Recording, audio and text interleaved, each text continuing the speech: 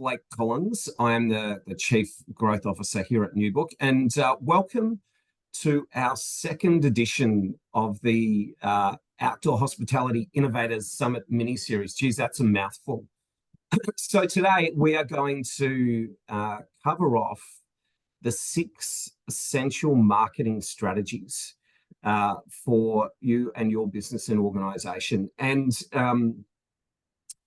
with no expense spared to the management, we have a special guest with us to help explain what those 6 essential marketing strategies are.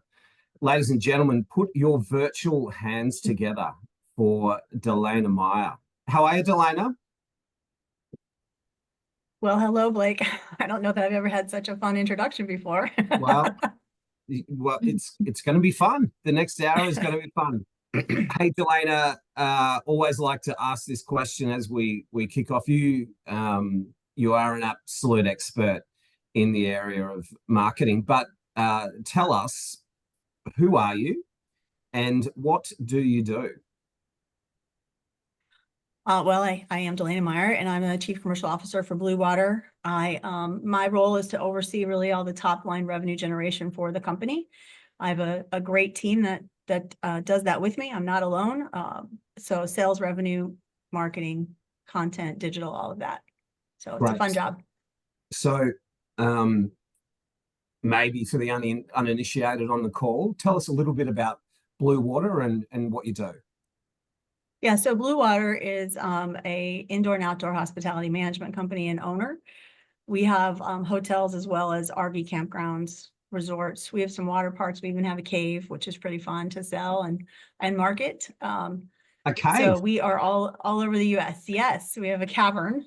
So if anybody wants a little tour, you can DM me personally. I'll make sure it happens with our expert tour guide. But yeah, it's one of the only living caves in Virginia.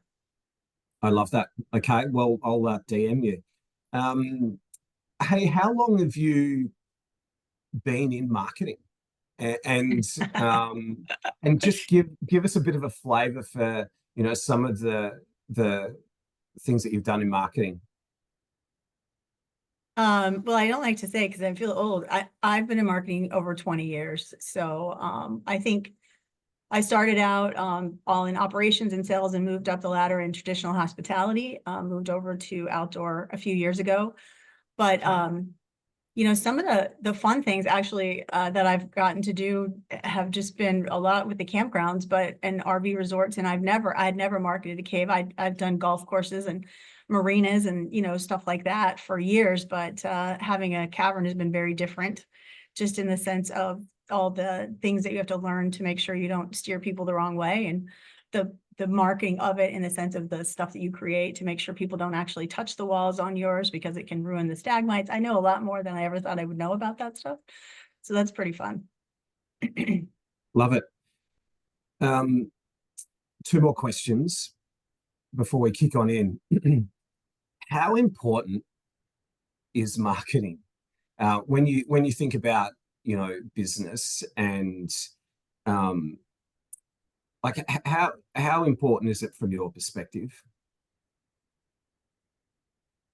Well, I think it's crucial. But I say that in the sense of when we have a budget meeting and we start cutting because of a forecast that's gone down or something, marketing is usually the last thing that we ever cut out. However, I think there's a lot of free things, which we're going to talk a little bit about today, that you can do that don't cost you anything. And word of mouth marketing, particularly for hospitality, is one of the number one things. And that really doesn't cost you very much. Yeah. So I think it's crucial. It is absolutely crucial. And my experience in business is if your marketing is not performing, your business is not performing.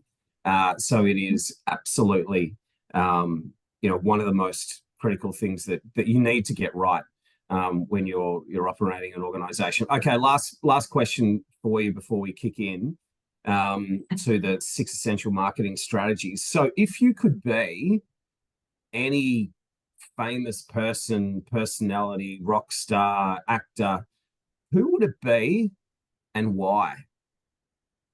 Well, you broadened that significantly from my hint, because I was originally just thinking rock star, and I immediately decided I wanted to be Tina Turner, God rest her soul, because she's just so iconic. I want to be the post Ike phase, though, I think.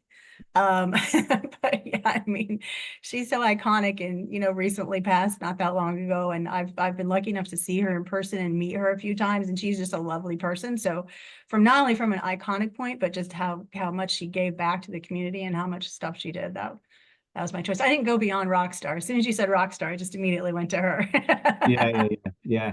Hey, I love that. She was an absolute force. She really Can you was. dance? Can you dance like Tina? I mean, probably not anymore.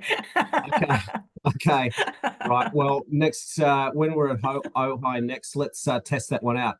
All right, let's kick into it. So take us to. We're going to count this down from 6 to 1. Take us to your number 6 uh, essential marketing tip. So my number 6 was local chambers, and I would include CVBs, welcome centers, convention bureaus, all of that stuff in with this one. I think there's a lot of opportunity. Again, to be a member is typically less than $500 a year. I think that maybe we're somewhere between $350 and $550 for most of our parks. And just having advertising opportunities, but also just the stuff that you get for being a member. And a lot of people just don't take advantage of that.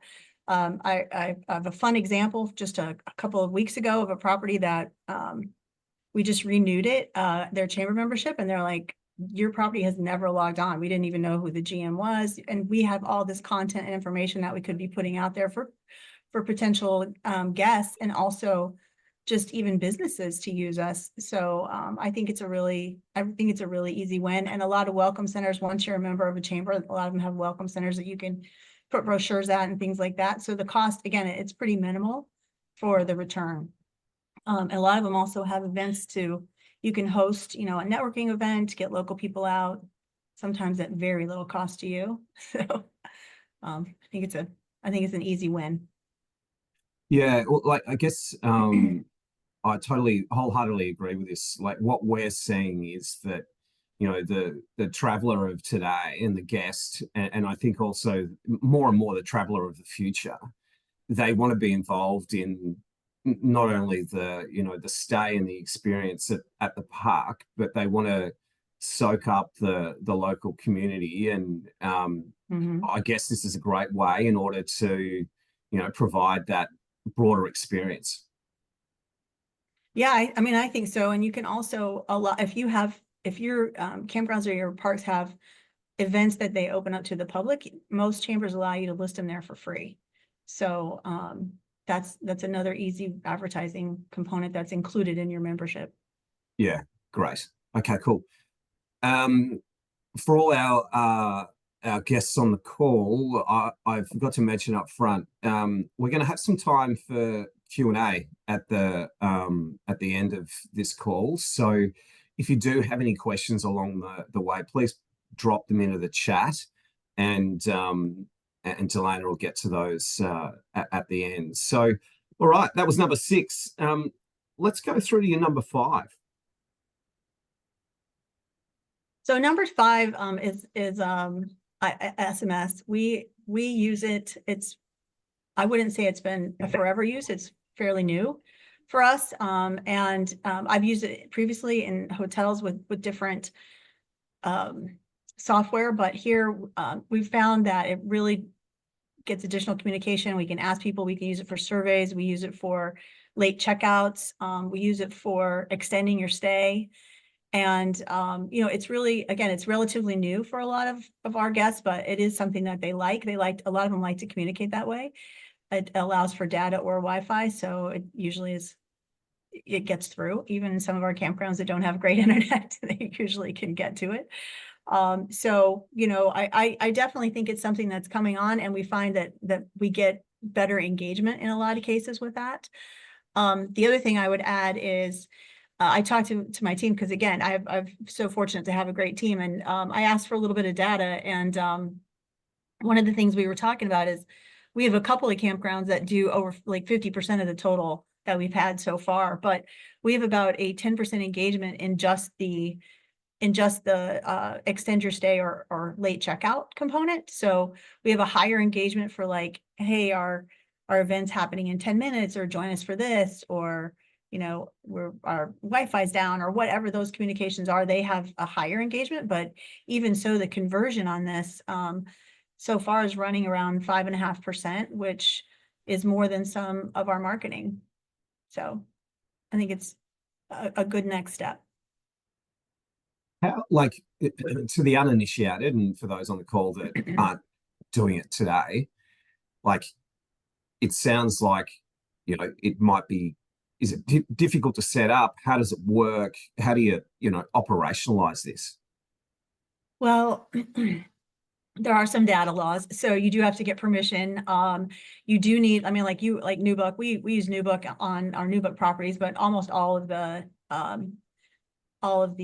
PMS systems are getting there. I know a couple other ones have it. And then if you don't have a traditional, I'm going to say like a sophisticated, let me call it PMS, there are some other products like Kipsu and things that you can add on that just allow for surveys. You can hook it up with your internet, or you can hook it up when you collect their emails, or their cell phones. You do need to get permission. I want to stress that. A lot. I don't know if you have an iPhone lately and you've seen it, they've added that, someone texts you, now it's delete, or it's delete and flag it as junk.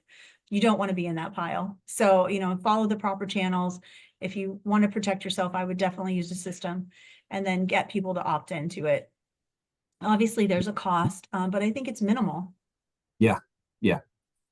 And you can automate it, right? So, Oh yeah, you don't have to be standing there the whole time doing it. No. that's exactly right. If you did, we wouldn't probably make any money, because all Yeah. of the ones that we've made money off of are automated. Yeah. And it's pretty sophisticated in the way that you can do it. But even so, checking in after a couple minutes, someone checks in, maybe 2 hours later, you send them a text and say, hey, how's your stay going? Is there anything we can help you with? It's just a nice touch. It adds a customer service element as well. And then about 24 hours before someone's ready to check out, if we have availability for their spot, we'll send them a text and say, hey, your spot's available. If you'd like to extend a day, we might offer them a deal to do that. And it's just another way to communicate. I will say, in that deal process, one of the things I thought was really interesting that my team shared with me last night that I did not know, is that even though we text a lot of people, a lot of them take advantage of it, but some of them, about 33%, actually come to the front desk and say, hey, I got the text and I want to do this. So they don't actually activate through it, but they're coming through the front desk. So I thought that was really interesting. So even if they're not booking directly, it's triggering them to an action. So yeah. And those stay extensions, if you've got that automated across, all of your guests as they check out, whether it be 24 hours before or whatever it is. Yeah, and if that sounds like it's working really well. it is. I mean, like I said, our two test campgrounds by far have exceeded what the other ones have. So we did a pilot and added it to everybody, and certainly it pays for itself for us. But it wasn't immediate. It also took some guest training and some guest opt-in. Right. Okay. So, like, SMS from our perspective and what we sell, like, it's a no-brainer. Everybody, most organizations, most parks are doing that today, and the guest actually expects it. Like, they want that level of connection and communication with the park owners to really help, I guess, direct their experience. So love it. All right. Yeah. Number 4. Some personalization for sure. Personalization, right there. Good word. Number 4. So this is a love-hate with our GMs, I will tell you, and a lot of people in general, myself as well, actually. Facebook Lives are not easy for everybody, but it is a really, really great way to get engagement. And I think it's perfectly written here. It sparks FOMO. I mean, everybody has a fear of missing out. It's kind of what social media is today. And I think, it's a great way for people to talk about new events, special events, amenities, showcase new things that are happening. We've actually, I mentioned the cave earlier. We've done Facebook Lives from the cave, although you can't get internet down there, so we do record them. So that's one of my other comments is, it doesn't have to be live necessarily. If you're nervous about it, the first few times, go in there, do a couple of videos, and then upload it and just see, how it goes. But what we've found is that the guests and our future guests and our past guests, they really, really like seeing the general managers or the front desk or just anybody that's at the park doing something really fun. And we've had a couple of recent huge successes with people who've done some lives or done some even some TikToks from the property, and they've gone viral and had huge interest. And it's not always about the revenue, it's also about showing, all the great things at your park that you get as a guest and all the fun activities and stuff like that. So anyway, So that's bring that to life for us a bit. So tell us about that TikTok example. oh well, it's kind of a funny, we've had a couple now, but we had a Jellystone example, the TikTok trend with the donuts, and Yogi came in with his handler and dumped out his, bag of donuts, and they were empty. And it was that whole, I didn't eat the donuts. And then you go to one guy and he's like, I didn't eat them. Next guy, I didn't eat them. And then third guy says, I didn't eat them, but he's covered in powdered sugar. So, it was really silly. It probably took, I don't know, it might be 15 or 20 seconds long. And it's had, I don't know, 226,000 views or something crazy like that. So it's just been really, really, I don't know if it gave us any revenue, to be honest with you, but it was really fun. And we've had a lot of people talk about it. We did have another campground not that long ago that the GM challenged herself for 90 days prior to opening to do a Facebook Live every day. And in that particular case, we really believe that Facebook Live had a significant impact on her revenue because it went up in that period of time significantly over the previous year. So we do think that it had some impact, but there's really no way to fully know. But what you're doing is reminding the guest of your experience, reminding them of what they're getting, the amenities, and the community of it. Driving through the campground and showing people what's going on in a live action view. There's nothing that you can hide really.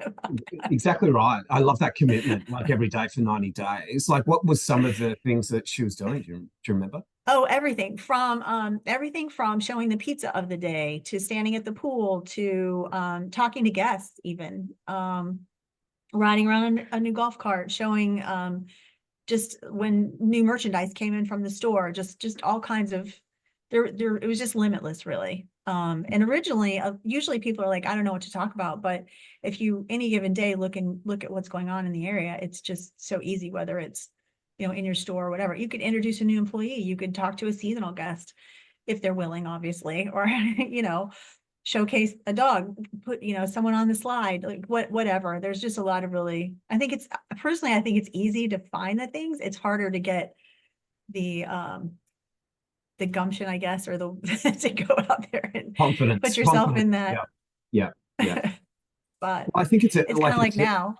it's a super easy way to really bring to life the experience that you create for your guests. And I really love that. And trying to find a way to put and committing a way to put that into your just the things that you do on a day-to-day basis. Okay, well, I've got to carve out 5 minutes to record something and drop it onto Facebook Live. Feels like an absolute no-brainer to me. Like, our guests want to look, see, feel, touch, understand what that experience is like, and what a great way to bring that to life. Love it. Okay. And then you can share it too to Instagram, once it's a video. So it doesn't have to just sit, although I know, a lot you can do that. So yeah. Cool. We've got a couple of questions there, but we'll take those at the end. Let's move through to number 3, UGC. So I guess this would kind of go hand in hand with the other one, but it's another really easy way to get content that's generated by someone else that you can use. Probably the easiest thing to do is a photo contest. asking people to, upload their favorite moment or their favorite dog picture or their favorite pool picture or whatever you might want it to be, river rafting, whatever amenity or something that really works with either works with your park or works with your campground, or just is something maybe you want to showcase. And then when you get great pictures, just ask for permission to use them.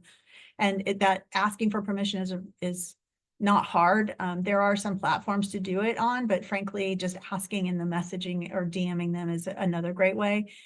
If you can also then share it, you don't have to ask permission to share, obviously, and then asking people to tag you, creating hashtags for your moments, easy stuff like that, which it's easy but you just don't always think about it. But having someone else take photos and give you content provides a little bit more sense of community and gets other people really involved. And then of course there's influencer marketing, which is another way, not always free like user generated content is, but you usually have to trade something. If I'm sure many of you are doing that, but a stay, an experience in your campground will often be worth it to get the content that they're doing for you. What did you, when you said, it triggers some of your marketing, what do you mean by that? Well, you could use, so for example, if we have an influencer that comes in and we might have her do video or him do video of an activity, and then we will get permission to be able to use that for future marketing. And what we've traded for it is essentially a couple nights in the campground, or maybe a golf cart rental or something to that effect to get them around. So the short-term commitment can give us a long-term gain. Again, when you're using influencers though, you want to make sure you have the right contract and making sure you're getting the usage rights and stuff like that, so you don't want them to take it with them and never give it to you to use. Yeah. How do you think about I guess instilling the discipline with be it the GMs of the park or the owners of the park to actually put in the effort to have those conversations, or create those selfie stations or run a photo competition? Like, how do you actually, I guess, operationalize this? Well, interesting enough, in our world, I mean, the operations team is very engaged with the marketing team on the sides of doing the Facebook Lives, for example, or that kind of thing. They really help. We have regular trainings. We do webinars internally to help people get content. We bring in GMs who do it really well to help other GMs that are struggling. And we also provide lists from a corporate level, lists of ideas. But you don't have to have a corporate office to do that. You can brainstorm it in your staff meeting or in a stand-up meeting and say, here's a new, maybe you have a new racetrack, RV racetrack or something, or bike track. And you're like, or a pickleball court, or there's so many things, right? Disc golf. How do we get people to start talking about this great new amenity and so by having a contest around it or asking people to post about their experience at our new XYZ, that's what we found is really helpful. And I will say, and I'm sure everyone on here will relate to this, the campground's a community. And so this content is often generated by someone who's been there a lot, or, a Facebook Live might have an activity and people are very engaged and personal about it. And one thing that we've seen is a lot of times our people that are not happy with, maybe we took some trees out to put in a disc golf. The people that enjoy the disc golf, will come to our rescue, if you will, and talk about how great the amenity is. So that's not the exact kind of user generated content I was referencing, but it does sort of play itself out in that way. And then you also have people who love you, who are coming to your aid with these great new things that not everybody's always pleased about. So that's a little bit of backhanded user generated content, but it can be effective. Sure. So you're strategic and you're deliberate about some of this UGC. Yeah, I mean, not all of it is. I mean, sometimes it's just like a great video of someone going down the river and they post it with their family and they tag us and it takes off. But Right. the the idea is that people are showing other people what you have to offer, what's available, and then how much fun it is and what the great stay time is and the experience is. And it's not always you selling or pushing something out there. It's other people telling you in their experiences how great it is. Yeah, And you really can't buy that, really. you cannot. It's exactly right. That's why it's so good. Um, Yeah. and it's, it's not you as the park owner or manager or operator, espousing the virtues of the park. It's those people are actually paying for the experience. So love it. All right, Yeah, let's it's go to like a number review two. with pictures. Yeah, yeah, there it is. There it is. Number two. Okay, so number two, for me, and this could have really gone anywhere on the list, I think, but I think it is website optimization. And by optimization, I'll just kind of give you a little bit of how I've done it. And this is not just frankly Blue Water. This is most of these items are things that I've done for years. I know they work, regardless of the industry in many ways. It's whether it's a hotel, a hospitality, restaurant, any kind of a business. And website optimization and having your website be your source of truth is just really important. And then making sure your content is fresh, your pictures are fresh. You've um you've got, if your online bookings are available, but a call to action and all of the things that, someone needs to really help make a decision for you. And that's kind of how we do it. And we do it that way because that's the way it should be done, frankly. But we really, and then we take this site, and our website is the source of truth, and all other listings and all other things, including, the third parties, they all can pull the content from there, and they will. They're going to scrape your site if you're listing on a lot of the third parties. Will just pull the data for you, and then it's up to you to help make the updates. If you know that your website has all the correct information, then you know that that data that's being scraped or pulled is accurate as well. Yeah.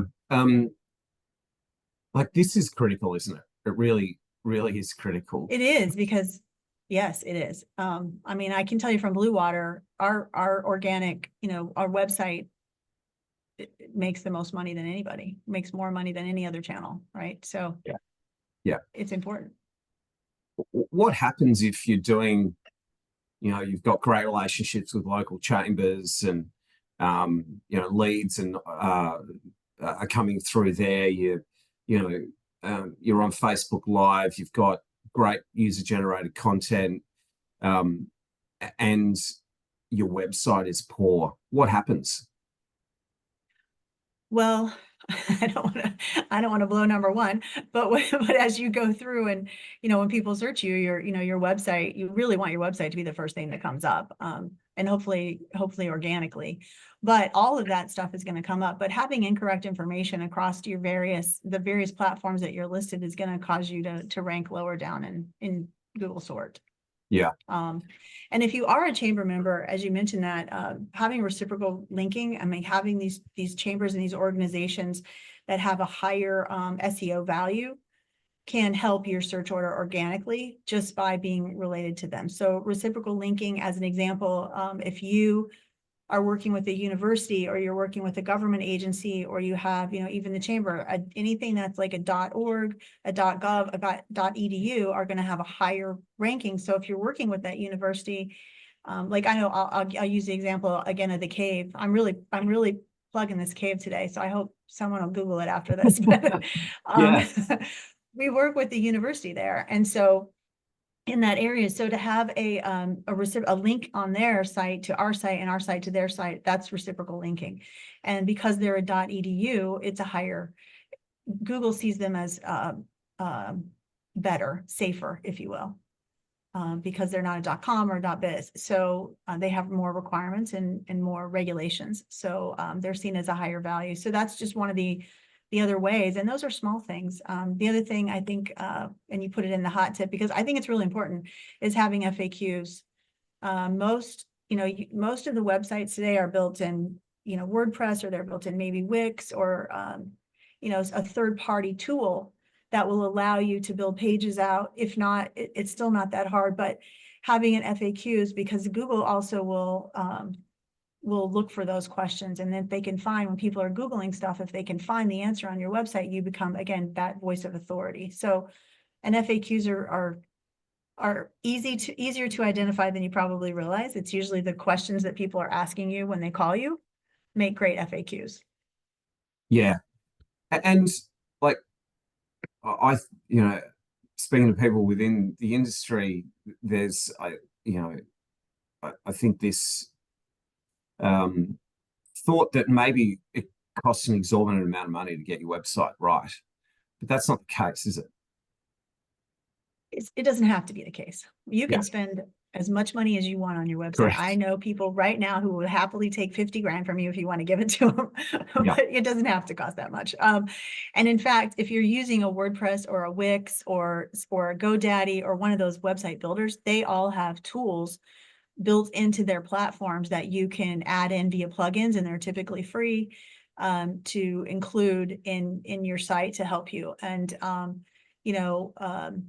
I just went blank, but Yoast SEO tool is probably the most common that comes into a WordPress site. And then they kind of walk you through the things that you need to do to be successful. They give you a health optimizer in there. They give you an SEO optimizer in there. And if you fill out all the information, add your alt tags, do your title tags and all those things, it'll tell you literally if you don't. And then, you can also Google it. Google will tell you. You can run your website through an optimizer for free at Google, at Moz, at Site Improve. They'll all tell you how good or how bad it is, and then tell you what you need to do to fix it. yeah. So it's not as technical as it used to be. And I think people maybe sometimes just get scared of some of the technicality, but really when you put it down, it's not, Google would be so mad. It's not rocket science, right? Yeah, So, yeah, exactly right. it's That's right. time though, Well, it is, and I'll ask yeah. you a question about time in the after number one. Let's get to number one. Well, number one is hard for me not to say because I mean Google is like everything, but the Google business listing that you have, probably when Blue Water and even when in hotels, same thing. We took over, particularly independents or smaller sites, often we would find listings that were unclaimed or had never been claimed. So a lot of information was wrong. And that is one of the number one things that you really want to do is grab that Google listing. And then just because you claimed it, you're not done. So claim it, but then, look at the information, look at the descriptions. There's things that Google has now taken out of your control and they decide, oh, this is a great, blurb about you. And if it's not right and you don't ever tell them it's not right, then you could have wrong information up there. It's really, images, come around and they're hard to get off sometimes. Reviews are hard to get off, but those are things that you can control, but you can't control any of it if you don't actually claim your listing. So that's the number one thing. And it's the first thing that we do, honestly, when we take over a campground or buy a hotel, or a cave. That is the very first thing that we do is get access to the listing and the website and start making sure that they match. And what's it cost you to do that? Time. Just time. Just time. Just time. Yeah, yeah, exactly. Yeah, just time. I mean, Google so far has not made us pay for our business listing. I don't know. Touch wood. I mean, if there's, Touch wood. I feel like we said it and now they're probably gonna, no.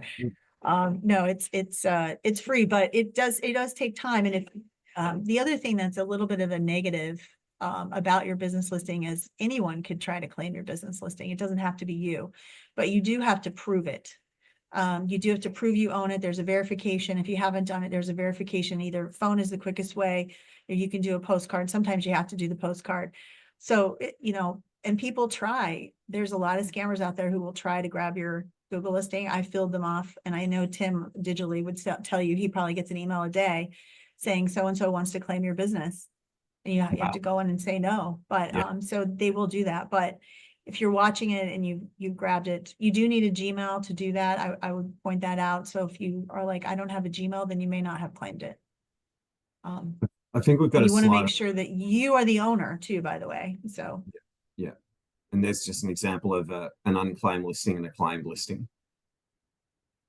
Yeah, and I mean, you can kind of tell, like, there's a lot more information on the claimed listing, and there's, it's got your profiles for your Instagram attached, your Facebook, it's got map, the images. This is, to be fair, this is a really good one. The team has worked really hard on this one, and this is kind of our master that we try to put everybody up against. That's why I shared it. But it's, it's not, again, it's not expensive. It's just time. Yeah. And when you think about time, like, what's the time taken to get this right? Um, it kind of depends. I mean, the best case scenario is a new build and you get to do it all yourself the Yeah. way you want it. But sometimes, we have hotels come in or campgrounds come in that have not been claimed, or maybe they were purchased by somebody and the person before that purchaser still has the access. And so then, then it can take time. But it's more of a time of getting the accesses. Once you get in there, I mean, I think a couple hours, going through the photos, going through the content, and you can really fix it. And then it's just maintenance after that. And you can set up alerts if stuff changes and things like that. But your reviews, those are more often, and you want to watch those because you can respond to them. You can also post stuff on your Google listing if you have a sale, if you have a renovation, if you have a closure and opening, all of those things, like, you can post all that. So it's a great source. And frankly, there's a lot of cases when your Google listing is going to be the first thing someone sees and not your Yeah. website. Yeah. Yeah. So that's why it's so important that they match. Great. Okay. And number one for, rightfully so. Um, all right. Well, that is our let's sum it up. So there's our 6 things. So connect with local chambers, make sure that you're communicating via SMS, shoot out some Facebook lives, ensure that your guests are creating user-generated content, optimize your website, and set up your Google for your business. Question for you, Delana. So, Sure. like, if I'm a mom and pop owner of a park, that feels like a lot to me. What would your advice be do I need to set up a marketing plan? How do I make sure that I'm doing all of these things? Because you can do 1 or 2 things in isolation, but Mhm. from my experience, you really do need a complete plan. What would your advice be to those people about how do you tackle bringing all of this to life? Well, I would probably say if you don't have a website, the first thing, obviously, Google's number one for a reason. So the first thing, if you had limited time, that I would start with is a Google, claiming Google and cleaning it up to the best of your ability with the content, making sure that that information is accurate. That's the first thing I would do. And I think as you're putting together a plan, obviously you're running your business also. This isn't all you have to do. So, but if you cannot be found via the web or via mobile, that is an opportunity for new business, for new people, for people who don't know you're there. But if you can't be found, word of mouth works really, really well in outdoor hospitality. But there's still time when you need to we need new guests. I mean, I know that for our businesses, we didn't have to look very hard for guests a couple of years ago because they were only camping or doing outdoor activities or sitting on the beach. And now, the world is open again. And we realize that we need new guests. And I think it actually might have been an Ojai article or something that talked about how the newer campers, the newest campers are between 30, maybe 35 and 42 or something like that coming in. So, how they are going to look for you on Google because that's all they know. So I think that if you had to really say, I don't have time for all this, I can do one thing, that's the one thing I would do. Of course, I think you should do it all, but you're probably already involved in your local community anyway, because most of our general managers, most of our campgrounds, our activities directors are doing things. They're involved in the community. They're doing volunteer things. So that's, that's something that you're probably already doing. You might just not realize all of the things that you could do more if you wanted to. And then, I think website optimization, if you have a website, you're still paying something for it. You're paying a hosting fee or, a maintenance fee or something. So I would just, make it the best that I can. Yeah, great. I totally agree with that. And look, I think, having dealt with small businesses for the last 20 years, half the battle is, as business owners, we know these things. Half the battle is actually doing the doing, right? So, actually operationalizing the things that we know about. If you want to grow your business, if you want to get more bookings, if you want to get more people to experience what you've got, then you got to have a plan, and you got to, bring that plan to life. And it really is about having the discipline to carve out time within your days, weeks, months, quarters, years that actually allows you to do that, and to have people that are clearly accountable for doing Right. that work. So, my advice to any small business owner would be have a plan. Make sure you got people, if it's you accountable for doing this work, and do it consistently. All right, we have a little bit of time for questions. Blair, do we have any questions from the people online? We do have a couple, so I'll just sort of go through these ones top to bottom. The first one from Lisa. So on Facebook Live, if you are showcasing an activity, what, if any, concern is there about showing guests? Are there any legal issues with showing guests without their express permission? Yes, there are. You need to ask them and you need to get permission. And if you really want to do it right, have them sign something.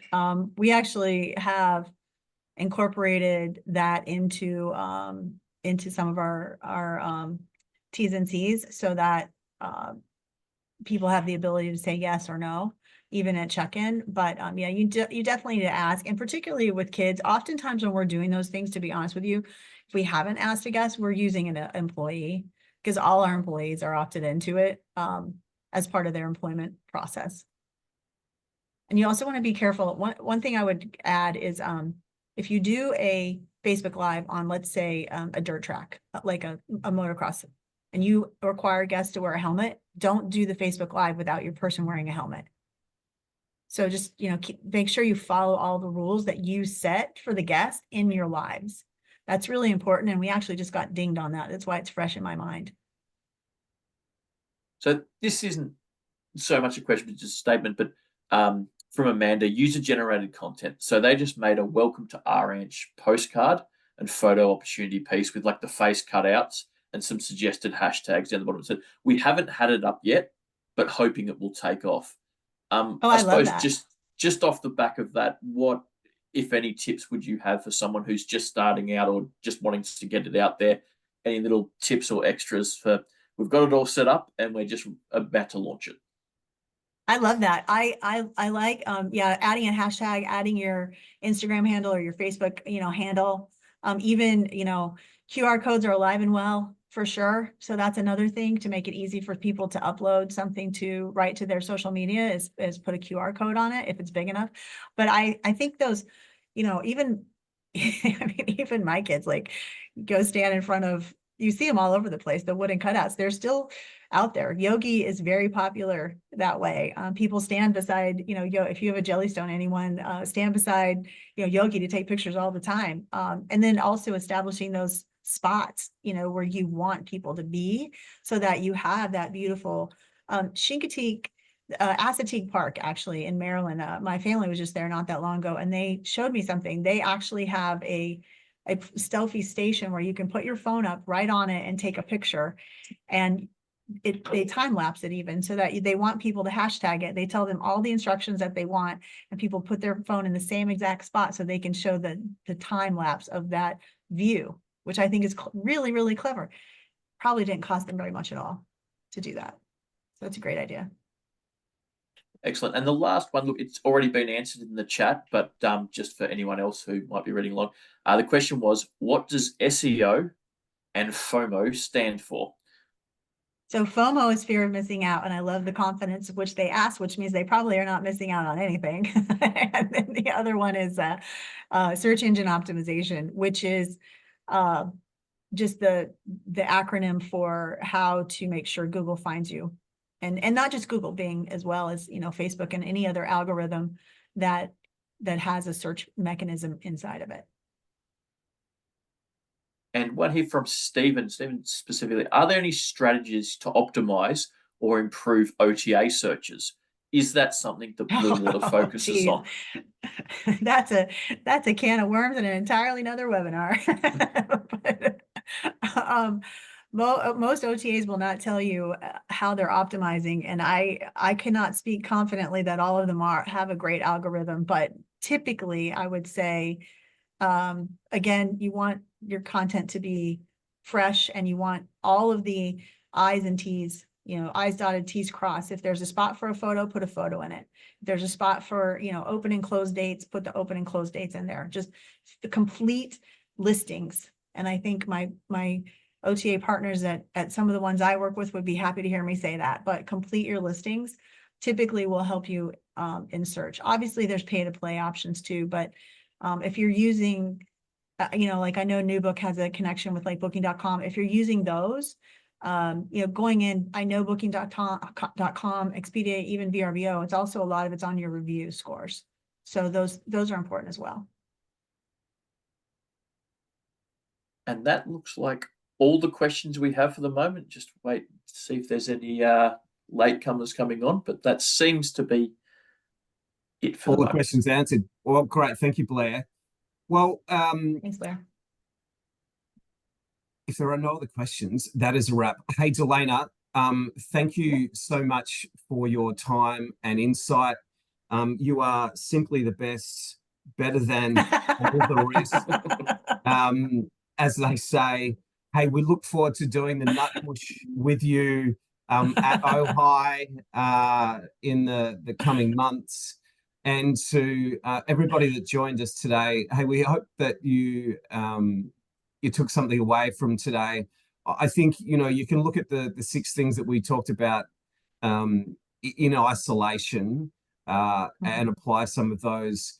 But you know, our recommendation is you need a fulsome marketing strategy and plan. And if you want to grow your business and the volume of people are coming in your door and expand your reach, then work hard to put a fulsome plan together.